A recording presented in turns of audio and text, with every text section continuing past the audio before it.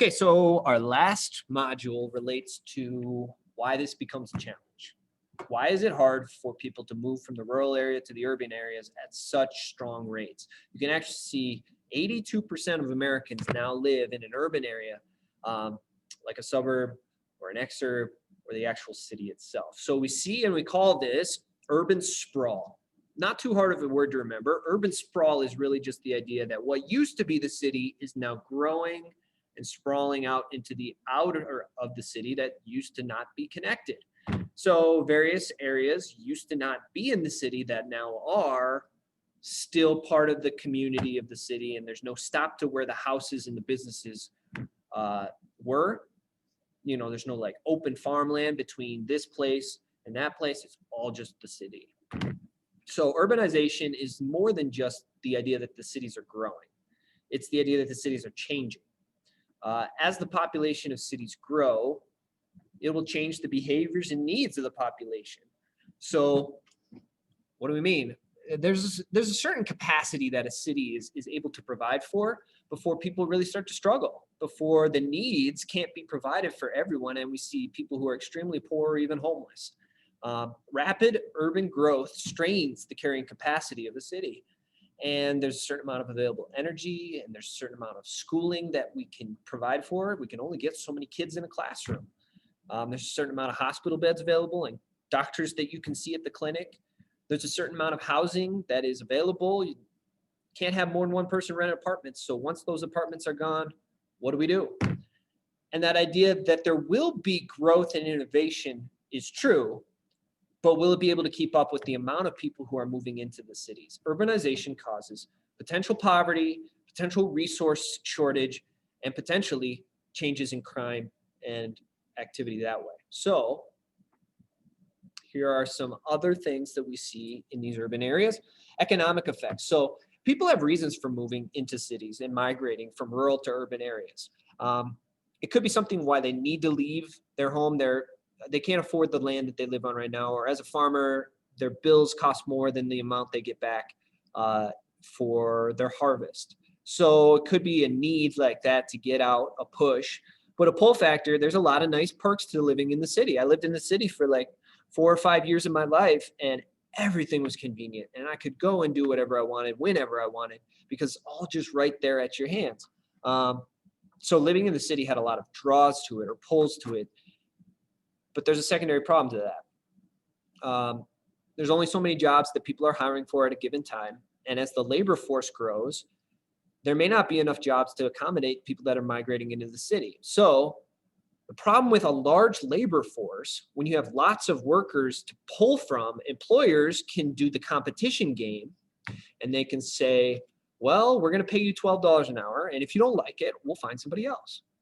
And they can keep wages low with the incentive that, well, I'm lucky just to have a job. And if I quit my job, I'm going to be having a hard time finding another job because there's hundreds of people applying. So when you have a large labor force, that can drive wages to be low, and the cost of living usually doesn't keep up with those wages. Second, housing effects. In a urban area, we see low-income neighborhoods have kind of gentrified is the word that they use in geography, which basically means different people get opportunity to live in different places. And if you don't have a whole lot of money or assets available to you, you don't got a lot in your bank account, you're going to have a hard time finding a nice home unless you go to a neighborhood that's maybe a little bit more run down. We see older buildings and outdated housing is a problem in some of the poorer neighborhoods. We see that certain people can't afford to move out to this suburb or that suburb that might have more benefits to it or more resources to it. And in some cases, in large urban areas, we see large populations of homelessness, or we see that what we call slums, which are basically man-made shanties or shacks, may develop in some urban areas. These communities, they have a hard time. It's not like they have a great tax base of people with lots of money that are investing into them. And the stores that are there may not be selling healthy foods, may not have great internet access there. The schools might not be as good for learning and equal and fair in how they administer the learning. So it's a big challenge to see the haves and have-nots that grow in a city.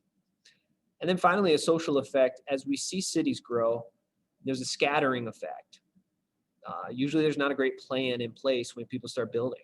So that'll change the landscape. That can cause pollution problems. That can change the environment of what used to thrive there and grow there and develop there is now the concrete jungle of an urban area. So another secondary problem there, I think, is the idea that small businesses are going to have a hard time keeping up with the big box stores, with those chains that have revenue coming in from their headquarters and from other restaurants and other stores like them who they're in that brand with. Having a brand is important, and people prefer to shop at brand stores than off-name stores in many cases. So it becomes harder for those small businesses that were maybe there before the city really grew to still survive. And the last thing, a city will take on its own character. And in small town America, like we're used to, there is a character, there is a vibe, there is a cohesiveness. You know your neighbors. You walk the streets. In larger subdevelopments in larger cities today, we see people are in their own little silos. They're kind of compartmentalized off into bedroom communities where you literally just go to sleep there and watch your TV there and then go to work or go to school and then come back home. We lose what it means to be a community and be in relationship with other people that we are around and know and our neighbors. And as such, we see subdevelopments come in and they start taking over. Shopping centers come in and they start taking over. The commercial lifestyle, when I say commercialism, I just mean buying and selling stuff. I want better stuff. I want newer stuff. Let's go do this. That really takes precedent over maybe the authentic community relationships. So there are some social effects there, and some would even say that that can lead to different crimes that you may not have experienced before in that particular area when it becomes an urban area. Now, to finish, oops, don't need that. To finish this particular module,